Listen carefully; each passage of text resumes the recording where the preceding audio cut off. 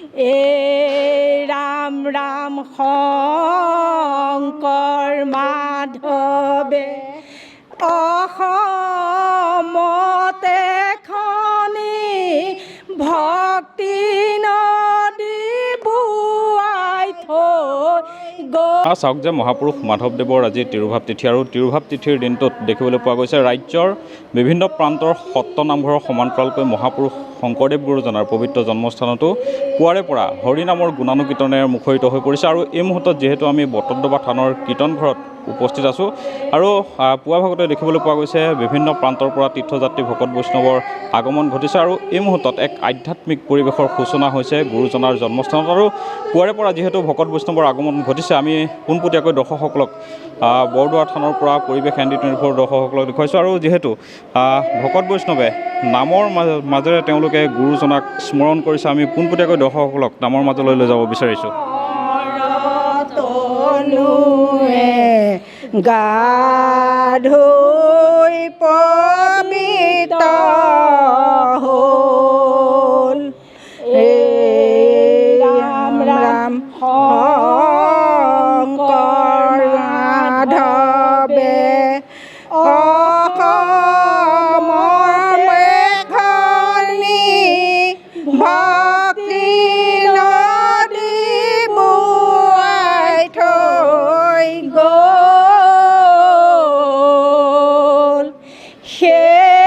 সেইখন নদীতে নৰতনুৱে গা ধুই পবিত্ৰ হ'ল। এ ৰাম ৰাম উজাই বোৱা মৰা ভাতিত বৰে পেটা মধ্যতে বৰদোৱা থান জগত জুৰি জুৰি গাবকে লাগিছে শংকৰ মাধৱৰ নাম। এ ৰাম ৰাম শংকৰ মাধৱে অসমতে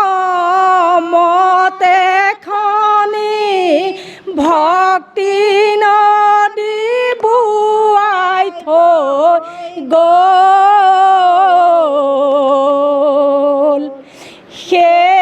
সেইখন নদীতে নৰতনুৱে গা ধুই পবিত্ৰ হ'ল।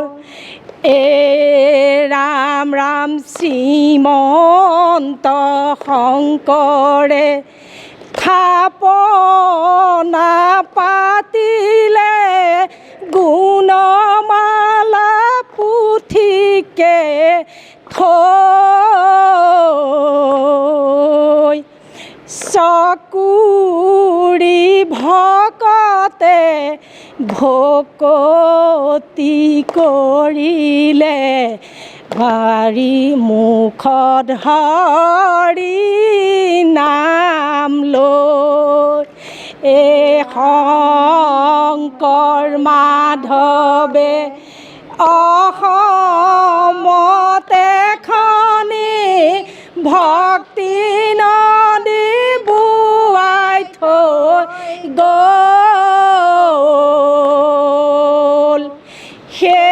সেইখন নদীতে নৰতনুৱে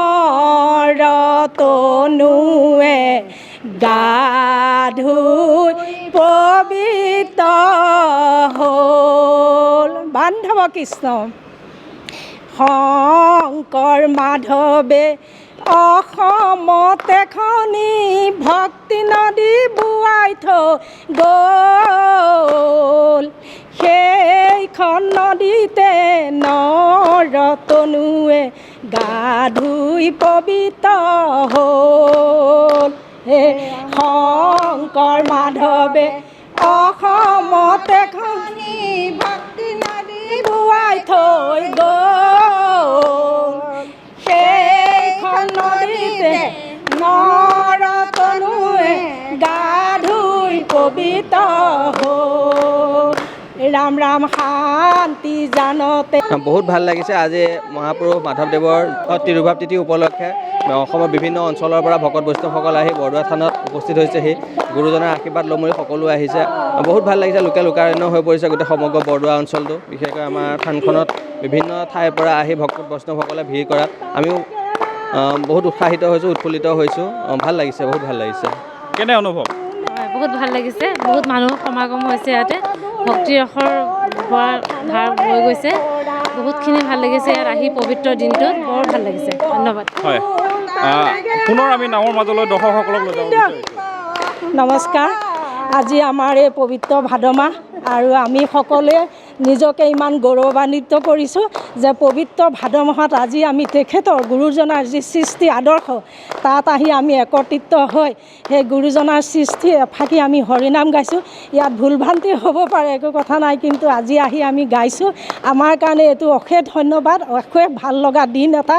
আৰু আমি এই সুযোগতে আপোনালোকক তথা আমাৰ লগত যিখিনি সহযোগ কৰিছে আমি আটাইলৈকে সহস্ৰ প্ৰণাম জনাই এই পবিত্ৰ ভাদ মাহত যোনে যেনেকৈ মনৰ আশা পূৰ্ণ কামনা কৰি আজি এই পবিত্ৰ বৰদোৱা থানলৈ আহি একত্ৰিত হৈছে, সকলোৱে আটাই মনৰ কামনা পূৰ্ণ হৈ তেওঁলোকে যিভাৱে আশা কৰিছে সেইভাৱে সকলো বেমাৰ আজাৰ দূৰ হৈ এই ঈশ্বৰৰ ওচৰত অৰ্পণ কৰি আমি জীয়াই থাকি আগলৈকো যেন এনেকৈ আগবাঢ়ি যাব পাৰোঁ, গুৰুজনাৰ সৃষ্টি আমি জীয়াই ৰাখিব পাৰোঁ, এইখিনিয়ে মই কৈ মোৰ মানে ধন্যবাদ জ্ঞাপন কৰিছোঁ। যিহেতু অসমীয়া জাতিৰ প্ৰাণ প্ৰতিষ্ঠাতা মহাপুৰুষ শংকৰদেৱ গুৰুজনা আৰু শংকৰদেৱ গুৰুজনাৰ প্ৰিয় শিষ্য মহাপুৰুষ মাধৱদেৱৰ আজি তিৰুভাৱ তিথি আৰু তিৰুভাৱ তিথিৰ দিনটোত এনেদৰে ৰাজ্যৰ বিভিন্ন প্ৰান্তৰ সত্ৰ নামঘৰৰ সমান্তৰালকৈ গুৰুজনাৰ পবিত্ৰ জন্মস্থানতো এক আধ্যাত্মিক পৰিৱেশৰ মাজেৰে গুৰুজনাৰ গুণানুকীৰ্তনেৰে মুখৰিত হৈ পৰিছে চৌপাশ। আৰু এনেদৰে দেখিবলৈ পোৱা গৈছে পুৱাৰে ভাগৰে পৰা ৰাজ্যৰ বিভিন্ন প্ৰান্তৰ তীৰ্থযাত্ৰীসকলৰ আগমন ঘটিছে আৰু ভক্তিৰসৰ নিজৰা বোৱাই এনেদৰে হৰিনামৰ গুণানুকীৰ্তনেৰে মুখৰিত হৈ পৰা পৰিলক্ষিত হৈছে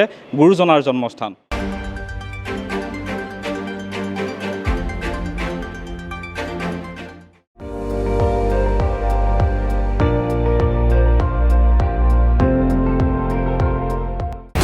আপুনি চাই আছে ND24, সৰ্বশ্ৰেষ্ঠ নহয় সৰ্বোত্তমৰ দৌৰ।